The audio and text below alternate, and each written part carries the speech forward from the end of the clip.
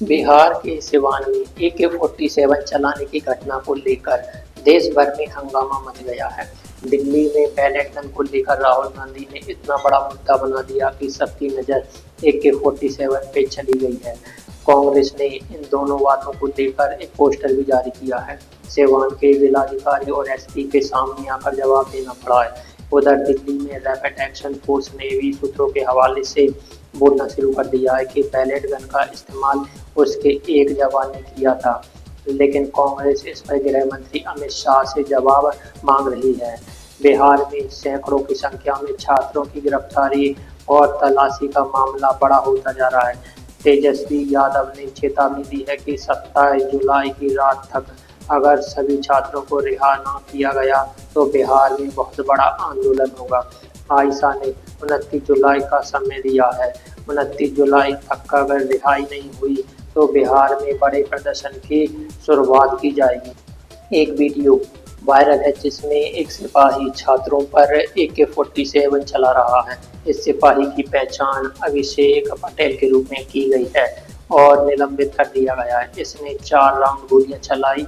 सिवान में 3 लोग घायल हुए। मोहम्मद आरिफ, आकाश कुमार और बुलेट कुमार गौर को गोली लगी है, जिनका इलाज पटना के एक अस्पताल में चल रहा है। प्रशासन ने कहा है कि तीनों खतरे से बाहर है। सिवान के जिलाधिकारी ने कहा कि गोली चलाने के आदेश सिपाही को नहीं दिए गए थे। AK-47 क्या वो पुलिसकर्मी अभिषेक पटेल अपनी मर्जी से चलाने लगा? 26 जुलाई की प्रभात खबर में सिवान के SP पूरन कुमार झा का बयान छपा है कि भीड़ की तरफ से फायरिंग के कारण पुलिस को भी आत्मरक्षा में जवाबी फायरिंग करनी पड़ी। लेकिन अब DM कह रहे हैं कि AK-47 सिपाही को गोली चलाने का आदेश नहीं था, उसे AK-47 लेकर पब्लिक में नहीं आना चाहिए था, कहीं और जा रहा था। मगर यहाँ फंस गया। ये कैसे संभव है कि सिपाही फंस गया और AK-47 चलाने लगा? क्या ये लीपापोती हो रही है? पुलिस ने माना है कि 3 छात्रों को गोली लगी है, लेकिन AK-47 से लगी है या नहीं ये साफ नहीं है। AK-47 का मामला बड़ा होता जा रहा है। छात्रों पर पुलिस हिंसा का ये नया चेहरा बन गया है। संसद परिसर के मकर द्वार पर राहुल गांधी, प्रियंका गांधी, अखिलेश यादव, महुआ मोहित्रा ने वोट चोरी, पोकर चोरी, चंदा चोरी के पोस्टर लेकर आज प्रदर्शन किया। इंडिया गठबंधन पे मांग कर रहा है कि पटना यूनिवर्सिटी के अध्यक्ष शांतनु और पटना बिहार के सभी 700 छात्र छात्राओं को जेल से बिना शर्त रिहा किया जाए और माननीय जनप्रतिनिधि एवं पूर्व मंत्री को भी रिहा किया जाए। उधर लोकसभा में भी विपक्ष जवाब मांगने लगा कि बिहार में छात्रों पर AK-47 से गोली चलाने के आदेश किसने दिए। इसी हंगामे के बीच केंद्र सरकार ने लोक परीक्षा अमित साधन निवारण संशोधन बिल पेश कर दिया। राज्यसभा में कांग्रेस अध्यक्ष मल्लिकार्जुन खड़गे ने दिल्ली में 20 जुलाई की हिंसा और बिहार में AK-47 चलाए जाने की घटना का मुद्दा उठाया और अमित शाह से जवाबदेही की मांग की। कांग्रेस सांसद KC वेणुगोपाल ने कहा है कि गृह मंत्री को लोकसभा में आकर जवाब देना होगा कि बिहार में AK-47 और दिल्ली में बैलेट गन के इस्तेमाल का ऑर्डर किसने दिया। आज भी संसद के दोनों सदन नहीं चल सके। घायल छात्रों से मुलाकात के बाद तेजस्वी यादव ने कहा कि 27 जुलाई की रात तक अगर छात्रों को रिहा नहीं किया गया, मुकदमे वापस नहीं लिए गए तो बिहार में बड़ा आंदोलन होगा। उन्होंने ये भी कहा कि संपूर्ण देश में किसी भी छात्र प्रदर्शन में पुलिस मैनुअल का उल्लंघन, AK-47 से गोली चलाने का यह मामला पहला है। कई सैकड़ों हजारों छात्राओं को अभी भी हर जिलों में हिरासत में लेने का काम किया है, गलत धाराएं लगा करके मुकदमा किया है और कल जब तय हो चुका है कि आंदोलन खत्म हो रहा है तो जितने आंदोलनकारी हैं उन पर से जो है मुकदमा जो है वापस लिया जाएगा। लेकिन बिहार में जबरन जो है केस करके लोगों को डाला जा रहा है जेलों में। दुर्भाग्य है जब बिहार का मुख्यमंत्री ना उसके चेहरे पर वोट मिला, ना उसके काम पर वोट मिला, जो सड़क छाप गुंडा है, जिसपे खुद 7 हत्या के मुकदमे हैं। दुर्भाग्य है कि पुलिस को भी गुंडा बनाने का काम किया गया। कल AK-47 जो है छात्रों पर जो है चलाई गई।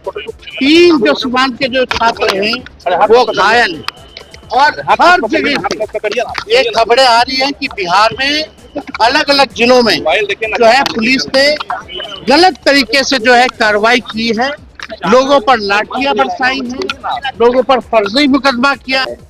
सिवान में 300 अधिक पुलिसकर्मी के घायल होने की खबर है। 102 लोगों को गिरफ्तार किया गया है। 3000 अज्ञात लोगों के खिलाफ FIR है। गोपालगंज में 324 छात्र फरार बताए जा रहे हैं। इन आरोपियों पर 5-5 हजार का इनाम घोषित किया गया है। बिहार में कितनी गिरफ्तारी हुई है, कितने घायल हुए हैं, पुलिस के कितने ही घायल हुए, इसे लेकर पुलिस ने अभी तक हमारे वीडियो रिकॉर्ड के जाने तक कोई आधिकारिक रिलीज नहीं किया है। मुख्यमंत्री सम्राट चौधरी का भी कोई बयान नहीं आया है। उनके ट्विटर हैंडल पर इन गिरफ्तारियों और पुलिस के साथ हिंसा पर कुछ भी नहीं है। तो क्या बिहार में छात्रों को जेल भेजकर उनके पीछे पुलिस को लगाकर जैन जी को भयभीत किया जा रहा है? जो काम दिल्ली में नहीं हो सका वैसे बिहार में किया जा रहा है ताकि जैन जी डर जाए, फिर आगे कोई आंदोलन ना हो। पटना प्रशासन ने प्रभात खबर में 150 से अधिक छात्रों के तस्वीरें छापी है। इन्हें असामाजिक तत्व के रूप में बताया गया है। इनकी पहचान जिला प्रशासन की मदद की मांग की गई। माता पिता से भी अनुरोध किया गया है कि बच्चों का मार्गदर्शन करिए, अवैध या हिंसक गतिविधियों से शामिल होने से रोकिए। इस तरह का काम दिल्ली पुलिस भी नहीं कर सकी। ये छात्रों की तस्वीर अपराधियों की तरह जारी कर दी गई है। सीतामढ़ी पुलिस ने भी बड़ी संख्या में छात्रों की तस्वीरें जारी की है और इन्हें उपरात्री लिखा है। 180 छात्रों की तस्वीरें जारी की गई है। इन तस्वीरों के बिहार पुलिस के मुख्य हैंडल ने भी रीट्वीट किया है। जब केंद्र सरकार ने वादा दिया था कि छात्रों के खिलाफ दर्ज मामले वापस लिए जाएंगे और नए दर्ज नहीं होंगे, तो फिर पटना में छात्रों की तस्वीर क्यों जारी की जा रही है और अभी से इन्हें असामाजिक तत्व क्यों कहा जा रहा है? क्या छात्रों के पास कोई जरिया है कि लाठी चलाने वाले, AK-47 चलाने वाले, बैलेट गन चलाने वाले अफसर और जवानों की तस्वीरों का विज्ञापन अखबारों में दे सके? अगर इनमें से कुछ छात्र बेकसूर निकलते हैं तो इस तरह के पोस्टर से जो नुकसान होगा उसकी भरपाई कौन करेगा? क्या बिहार सरकार को इसकी चिंता नहीं करनी चाहिए? छात्र आंदोलन और छात्र राजनीति के नाम पर बिहार में कितने ही नेता दुकान चलाते चलाते मंत्री बन गए, मुख्यमंत्री बन गए और फिर छात्रों के साथ आपराधिक जैसा व्यवहार किया जा रहा है। जनशक्ति के दल चीफ तेज प्रताप यादव को हत्या की कोशिश के आरोप में गिरफ्तार कर लिया गया।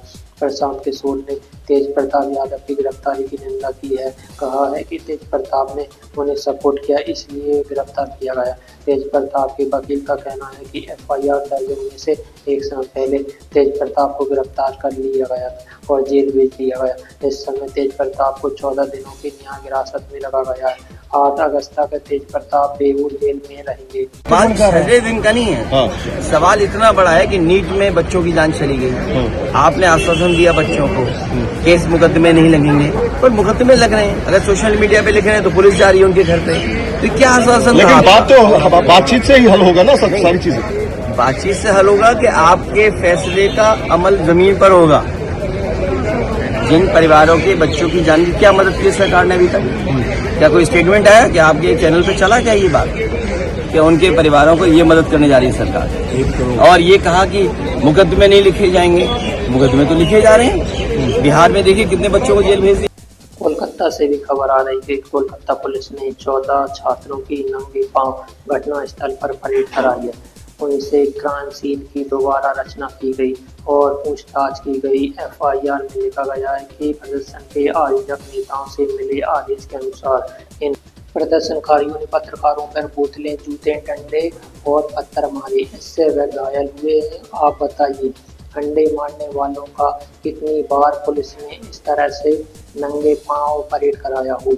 पुलिस का कहना है कि ये छात्र नहीं है और पुलिस साजिश की तमाम पहलुओं की जांच कर रही है। पश्चिम बंगाल सरकार ने नए गुंडा कानून के तहत एक की गिरफ्तारी की है।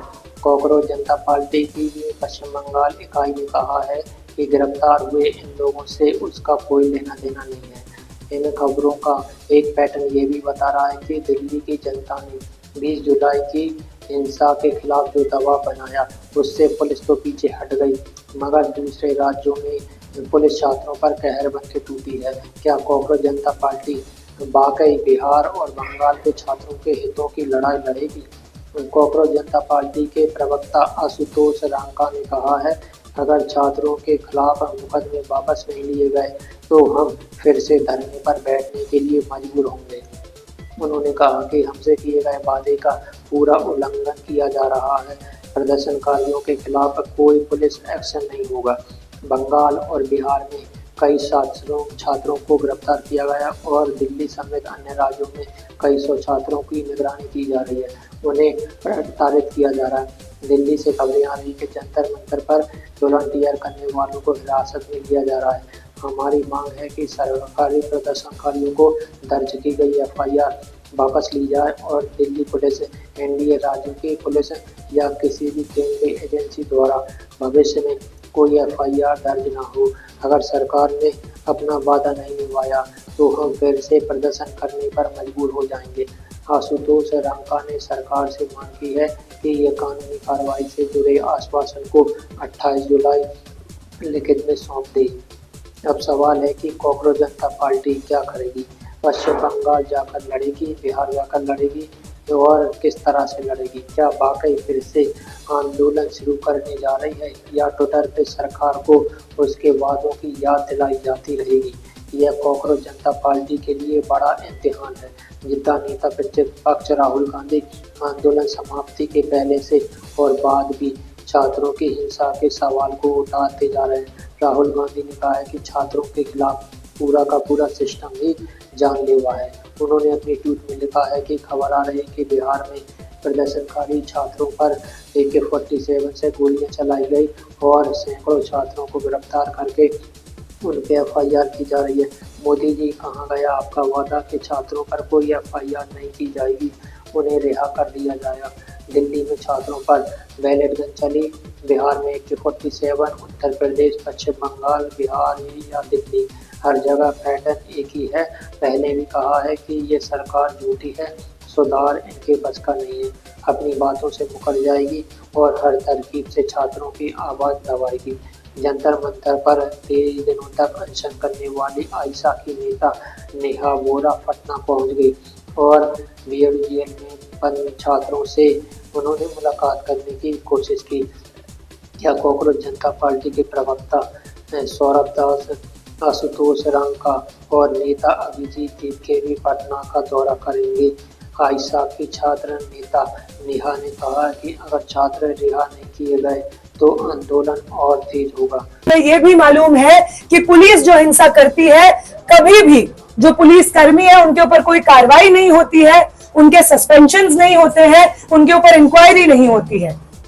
इसलिए यहाँ पे इस प्रेस कॉन्फ्रेंस में बैठ करके सत्ता की तरफ से जो पुलिसकर्मी है, सिक्योरिटी फोर्सेस है, उनका जो एक सिस्टमिक हमला है प्रोटेस्टर्स के ऊपर, उसको कंडेम डिस्प्रपोर्शनेटली किया जाएगा, एक तरफा रूप से किया जाएगा और बार बार किया जाएगा, क्योंकि दोनों में बहुत फर्क है। बहुत सारे प्रदर्शनकारी पटना की सड़कों पे उतरे थे, उनमें से कुछ प्रदर्शनकारियों ने जिन्होंने हिंसा की, उस हिंसा के खिलाफ हम भी बोल रहे हैं, उस हिंसा के खिलाफ पुलिस ने भी एक्शन लिया है। लेकिन पुलिस की जो हिंसा हुई है प्रदर्शनकारियों के खिलाफ, पुलिस का जो एक तरफा दमन चल रहा है इस देश के आम छात्रों के ऊपर, छात्र नेताओं के ऊपर, CPIM लिबरेशन के MLA के ऊपर, आयशा के एक्टिविस्टों के ऊपर, उसको एक तरफा रूप से कंडेम करना जरूरी है, क्योंकि उसके खिलाफ कोई कार्रवाई नहीं हो रही है। एक तरफ तो आप ये स्वीकार कर रहे हैं कि हमारा जो प्रदर्शन था, उसकी जो मांगे थी वो जायज थी और आप इसको मानते हैं और किसी प्रदर्शनकारी पे आप एक्शन नहीं लेंगे, और दूसरी तरफ आपने छात्रों को उठाने का काम कर लिया जिससे कि एक डर का माहौल बन जाए। एक बदले की भावना आपकी राजनीति में हमेशा से दिखती रही है, इस सरकार की राजनीति में हमेशा से दिखती रही है। वही बदले की भावना आज हमें बिहार, असम, बंगाल जैसे राज्यों में वापस दिख रही है। तो ये छात्र आंदोलन मुकम्मल नहीं हुआ है तब तक जब तक तमाम छात्र रिहा नहीं हो जाते। मीडिया की खबरों के अनुसार बिहार में गिरफ्तार छात्रों की संख्या 400 से लेकर 700 तक बताई जा रही है। जिनके बच्चे गिरफ्तार हुए उन माँ बाप को या भाई बहन को पता ही नहीं है कि किस जेल में है, कहाँ है और क्यों गिरफ्तार किए गए। क्या हुआ क्या? कुछ नहीं सर, मेरा भाई था जो कल गया था गांधी मैदान। वो मतलब बोला है घर पे कि हम आ रहे हैं 20 मिनट में रील्स बनाने। उस रील्स ही बनाता है, कंटेंट क्रिएटर। तो गया तो आया ही नहीं वापस। हम लोग को तो पता ही नहीं चला क्योंकि घर में कुछ खबर नहीं था। हम लोग को परसों रात नहीं पता चला, कल सुबह नहीं पता चला, दोपहर तक नहीं पता चला। शाम को जब हम इसके एक दोस्त को पकड़े हैं, हम बोले बताओ, नहीं तो हम जा रहे हैं केस करने। तब हमें पता चला कि उसको अरेस्ट किया गया है प्रोटेस्ट के नाम पे गांधी मैदान से। बच्चे के साथ बच्चा डॉक्टर के दिखाने आया था। कहाँ से आया? उड़ाया पकड़ थाना से, भलोई, वैशाली जिला का। हाँ, मनीष कुमार नाम है उसका। तो दिखाने आया था तो दोस्त के यहाँ चला गया था जो तुम दिखा दीजिए बढ़िया डॉक्टर से। कहा कि ये तो बाथी उथी है हल्ला से बिहान, तो डेरा पर से उसको उठा कर ले गया जी। उसका दोस्त के भी ले गया, हाँ उसको भी ले गया उठा कर। 27 जुलाई को जब धर्मेंद्र प्रधान के इस्तीफे की खबर आई तब बिहार भर में बड़े स्तर पर प्रदर्शन चल रहे थे। पुलिस और प्रदर्शनकारियों में टकराव के कारण जगह जगह से हिंसा और आगजनी की खबरें आने लगी थी। ये 27 जुलाई का पटना है। युवाओं को खींचकर इस तरह से पीटने और पकड़कर घर भेजने की पुलिस की रणनीति पटना में उल्टा पड़ने लगी है। लाठी से भागते हुए युवा लौटकर किसी और रास्ते से पुलिस को घेरने लग गए और पुलिस पर भी पत्थर चला। गांधी मैदान के पास युवाओं ने पुलिस की जीप पलट दी, उसके ऊपर चढ़ गए। जब पता है कि ये नौजवान डर से आज़ाद हो गए तो फिर इनसे निपटने का बेहतर तरीका अपनाना चाहिए था।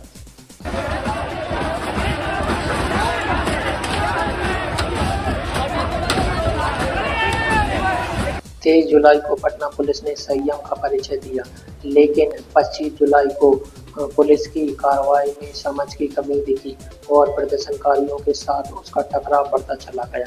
पटना ही नहीं, बिहार के दूसरे जिलों से हिंसा की खबरें आने लगी। छपरा में पुलिस की जीप में आग लगाने की खबर आई। पुलिस की कोशिश थी कि युवा गांधी मैदान तक ना पहुंच पाए और उन्हें एक जगह जमा ना होने दिया जाए। इसके कारण पटना भर में अलग अलग कई मोर्चे बन गए। छात्रों को जहां मौका मिला वहीं सड़क पे बैठ गए, जिन्हें हटाने में टकराव हुआ। 23 जुलाई को भी पटना में बड़ी संख्या में छात्र आए, लेकिन पुलिस ने बल प्रयोग नहीं किया, ना ऐसा कुछ किया जिसके कारण युवाओं में गुस्सा भड़कता। इस कारण पुलिस का मजाक भी उड़ा। इंस्टाग्राम पे पुलिस बैरिकेड और आंसू गैस को लेकर इतने लतीफे और रील बन गए कि हंसी रोकी नहीं जाती। लेकिन 25 जुलाई को बिहार बंद के दौरान बिहार भर में हिंसक झड़पें हो गई है। सैकड़ों छात्र की गिरफ्तारी कर ले जाने की खबरें आ रही है। छात्रों की तस्वीरें जारी की जा रही है। अब लगता है कि पुलिस छात्रों के पीछे पड़ गई है। राज्य सांसद मनोज झा ने सुप्रीम कोर्ट में पुलिस की हिंसा को लेकर याचिका दायर की है। 20 जुलाई को दिल्ली में जो हिंसा हुई और बिहार में सिवान में जो हिंसा हुई, उसका आरोपी पुलिस वालों के खिलाफ FIR दर्ज करने की मांग की गई। इस मांग के चीफ जस्टिस सूर्यकांत, जस्टिस जयमाला बागची और जस्टिस री मोना की बेंच के सामने मेंशन किया गया। 28 जुलाई को इसकी सुनवाई होगी। कोर्ट ने कहा है कि कानून के तहत शांतिपूर्ण प्रदर्शन का आदेश दिया गया था। ऐसे प्रदर्शनों पर पुलिस की जाति को सही नहीं ठहराया जा सकता। सिर्फ प्रदर्शन हो रहा है इसलिए पुलिस जाति नहीं कर सकती। पुलिस की सुरक्षा भी जरूरी है, लेकिन एक लोकतांत्रिक प्रक्रिया के लिए आत्मसंयम की प्रक्रिया के विकसित करने की जरूरत है। सुप्रीम कोर्ट ने इस तरह की मांगों वाली कई याचिका दायर की है। इनमें से एक याचिका में ये भी मांग है कि देश भर में शांति से प्रदर्शन हो और इसके लिए गाइडलाइंस बनी जाए। चीफ जस्टिस सूर्यकांत ने कहा कि एक प्रोटोकॉल की बहुत ज़रूरत है। अब आप सोचिए, भारत एक लोकतांत्रिक देश है, यहाँ आए दिन प्रदर्शन होते रहते हैं, लेकिन अभी तक यहाँ प्रोटोकॉल और स्पेस तक की स्पष्ट परिभाषा नहीं है। जिस प्रकार की बर्बर छवियां, खास तौर पर सिवान को अगर मैं देखूं, AK-47 किस पे चला रहे थे भाई? ये आपके बच्चे छात्र युवा नहीं थे, ये आतंकी थे। हमने ऐसे विजुअल्स कभी नहीं देखे। दिल्ली की बर्बरता वहां जाके छोटी लगने लगी मुझे जब मैंने वहां की छवियां देखी। और मैं समझ रहा हूं कि इसी संदर्भ में कल नेता प्रतिपक्ष तेजस्वी जी ने भी अपनी बात रखी और सरकार से कहा कि ये कौन है, ये अपने हक के लिए लड़ रहे हैं।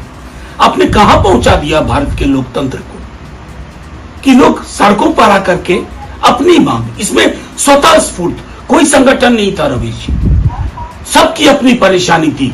किसी को रोजगार नहीं मिला, किसी को नौकरी नहीं मिल रही है, किसी की परीक्षा के प्रश्न पत्र लीक हो रहे हैं और उन पर आप गोली चला रहे हो। ये छवि पूरी दुनिया में देखी जा रही है। उसी संदर्भ में सर्वोच्च न्यायालय में मैंने एक रिट दाखिल की है, एडजुडिकेटेड के रूप में, एक प्रोफेसर के रूप में भी, जो कल्पना से सिहर उठता है कि उसके स्टूडेंट्स पे इस प्रकार की बर्बर कार्रवाई हो और हम कहें कि मदर ऑफ डेमोक्रेसी। शर्म है, लानत है हम सब पर।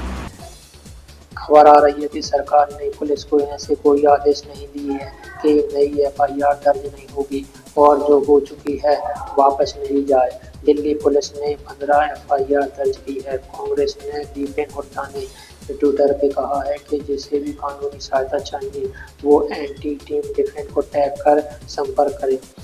उधर सुप्रीम कोर्ट के वरिष्ठ अधिकारी कपिल सिब्बल ने कॉकरोच जनता पार्टी के सौरभ दास, आशुतोष रांका, रघुनाथ सिंह के साथ प्रेस कॉन्फ्रेंस की। सिब्बल ने कहा कि जेएनजी की कानूनी लड़ाई में हर संभव मदद करेगी। अलग अलग जगहों पर वकीलों की जरूरत होगी। अगर कोई वकील बिना पैसे के मुकदमा लड़े तो स्वागत है, अगर फीस लेकर तो उन्हें सभी के लिए। कपिल सिब्बल ने अपनी तरफ से 1 करोड़ की राशि डोनेट करने का ऐलान कर दिया है। सिब्बल ने कहा है कि राजनीतिक रूप से इस आंदोलन से अलग है मगर कानूनी मामलों में जेएनजी के साथ पूरी तरह से खड़े रहेंगे। कॉकरोच जनता पार्टी के बयान जारी किया है कि हमारे वकील अलग अलग राज्यों में रिहाई और कानूनी सहायता के लिए मौजूद रहेंगे। कॉकरोच जनता पार्टी ने एक ऐसी वेबसाइट बनाने की घोषणा की है जहां पुलिस हिंसा की तस्वीरें और वीडियो अपलोड किए जाएंगे और इन सभी के खिलाफ FIR कराने की कोशिश होगी। इधर दिल्ली में बैलेट गन चलाने वाले गंभीर होता जा रहा है। इंटरनेट एक्सप्रेस में सूत्रों के हवालों से खबर छपी है कि रैपिड एक्शन फोर्स ने आंतरिक जांच में पाया है कि RF के एक जवान ने बैलेट गन से 7 बार फायरिंग की जिसमें 500 प्रदर्शनकारियों को लगे। राहुल गांधी इस मामले को लेकर अमित शाह से लगातार जवाब मांग रहे हैं। अमित शाह का अभी तक कोई बयान नहीं आया। संसद में लोकसभा अधिनियम 2024 में संशोधन का विधेयक पेश कर दिया गया। इस विधेयक के अनुसार पेपर लीक के मामले की जांच की केंद्रीय एजेंसियां ही करेगी। 2 महीने में जांच पूरी करनी होगी। 3 महीने में हर दिन सुनवाई कर ट्रायल पूरी करनी होगी। फास्ट ट्रैक के नतीजे पर अगर अपील की जाती है तो हाई कोर्ट के 2 जजों की बेंच सुनवाई करेगी। अपील के लिए 3 दिनों का समय दिया गया है। 90 दिनों से ज़्यादा की देरी नहीं की जा सकती। ये सब ठीक है लेकिन 7 दिनों में जांच और 90 दिनों में ट्रायल पूरी हो सकती है क्या? यह संभव है? 6 साल हो गए उमर खालिद के मामले में, अभी तक ट्रायल भी शुरू नहीं हुआ। इसी साल 3 मई को नीट की परीक्षा लीक हुई, 12 मई को परीक्षा रद्द हो गई और उसी दिन ये केस CBI को सौंप दिया गया। 60 दिन से बहुत अधिक हो गए। क्या इस बार की जांच 7 दिनों में पूरी हो जाएगी? ट्रायल शुरू होने में हो गई है। राज्य कोर्ट में 27 जुलाई को स्पेशल फास्ट ट्रैक में दिनेश विकास विवाद की जमानत याचिका पर सुनवाई हुई थी। स्पेशल जज अनूप गुरोवर ने सुनवाई कर रही थी। आरोपी के वकील पहुंच गए लेकिन CBI की तरफ से कोई वकील नहीं पहुंचा तो आज सुनवाई रद्द हो गई। 3 अगस्त तक के लिए टल गई। कांग्रेस ने कहा है कि फ्रेंड्स नरेंद्र मोदी की कथनी और करनी में फर्क लेगी। नीट पेपर लीक को फास्ट ट्रैक कोर्ट में पहली बार सुनवाई थी। पहली ही सुनवाई में CBI के वकील नहीं पहुंचे और इस वजह से सुनवाई टल गई। अब 3 अगस्त को इस की सुनवाई होगी। यही नरेंद्र मोदी और उनकी सरकार की असलियत है। यहाँ डीलबाजी और खूब हो रही है लेकिन छात्रों को न्याय देने में ये रत्ती भर भी गंभीर नहीं है। कमाल की बात है कि जिस दिन प्रधानमंत्री मोदी फास्ट ट्रैक कोर्ट की बात कर रहे थे 2024 की नीट परीक्षा में की बात होने लग गई। इस मामले में CBI मुख्य आरोपी संजीव मुखिया के खिलाफ 90 दिनों में जांच शीट जारी नहीं कर पाई थी, उसे लेकर चर्चा उठ गई। बाद में CBI ने सफाई दी कि हमने काफी गहन छानबीन की। संजीव मुखिया के खिलाफ कोई भूमिका सामने नहीं आई।